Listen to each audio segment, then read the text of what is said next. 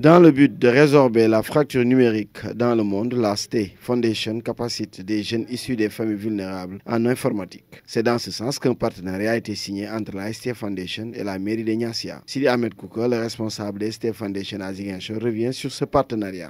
Niassia est une zone rurale, est une commune rurale où il est difficile d'avoir quand même un centre informatique. C'est sur ce qu'on a signé une convention depuis 2022 avec la mairie de Niassia.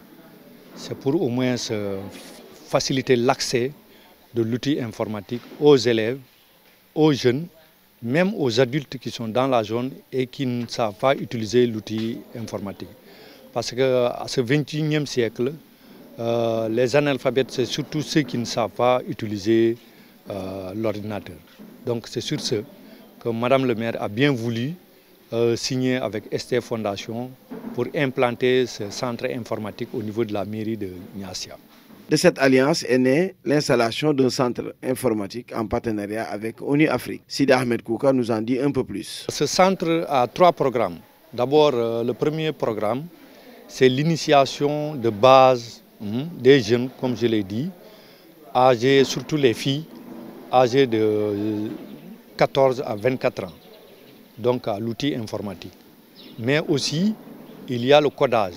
Donc nous allons initier aussi les jeunes à pouvoir faire le codage. Mais au-delà de ça, STE Foundation a signé une convention avec ONU Afrique, le programme dénommé ITU, qui permet en tout cas à 100 jeunes filles de la localité de Niassia de pouvoir apprendre l'outil informatique.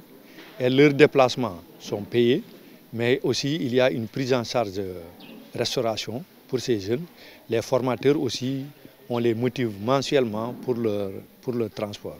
Nous pensons que ce programme permettra quand même aux jeunes filles issues de cette zone de pouvoir manier l'ordinateur d'ici la fin de l'année. Ce partenariat avec ONU Afrique est consacré à la gente féminine. Elisabeth Diatta, la chargée de communication de STE Microelectronics Foundation, explique le choix porté sur les filles et les femmes. La gente féminine, d'abord parce que nous pensons que nous jaugeons d'abord sur sa vulnérabilité, mais également sur les résultats que l'on va désormais à travers le monde. Parce que la gente féminine s'affiche et aujourd'hui s'impose de plus en plus, raison pour laquelle on a voulu donner la chance à la gente féminine qui sera d'abord formée dans le monde rural. C'est une phase test d'abord et nous allons voir qu'est-ce que ça va donner en attendant d'élargir un peu ce programme à l'instar des autres programmes qui sont au Sénégal depuis 2008 de la STE Microelectronics. Cette formation vient ainsi s'ajouter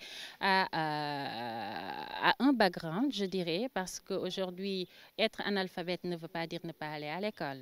Si on ajoute ou si on emploie justement ce terme, c'est dans le domaine de l'informatique. Outiller les filles dans ce cadre nous permet de les aider non seulement parce qu'elles sont loin de la capitale, mais également qu'elles ont accès justement à l'informatique comme tout le monde. Principal bénéficiaire de ce projet innovant, la commune de Niassia, par la voix de son maire, Mme Bassène Justine Manga, compte apporter sa contribution pour la pérennisation du projet dans sa localité. Nous allons assurer la pérennité de ce projet à travers ces établissements. C'est pourquoi on est en train de tout faire pour créer vraiment des salles d'informatique au niveau. On a même voulu l'installer au niveau du lycée, parce que c'est au nouveau lycée qui n'a pas encore assez de classes, ce qui fait que ça fait défaut. On ne pouvait pas l'installer là-bas et on a demandé à l'installer au niveau peut-être de l'école élémentaire qui dispose au moins des salles disponibles. Donc aujourd'hui, notre vœu aujourd'hui, c'est de pouvoir faire bénéficier à ces écoles, dans chaque école qu'il y ait une salle informatique, que tout élève qui se trouve dans cette école puisse au moins manipuler l'outil informatique. Parce qu'aujourd'hui, être élève sans pouvoir manipuler l'outil informatique, c'est comme si c'est rien.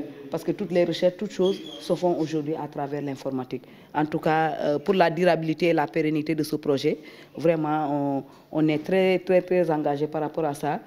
Pour cette année, lors du débat d'orientation budgétaire, nous avons un peu inscrit dans le cas social, renforcer un peu ces lignes pour que vraiment ça nous permettra aussi d'assurer la durabilité la pérennité de ce projet. Les bénéficiants de cette formation en informatique seront récompensés d'un diplôme qui leur ouvrira les portes de l'emploi dans le futur.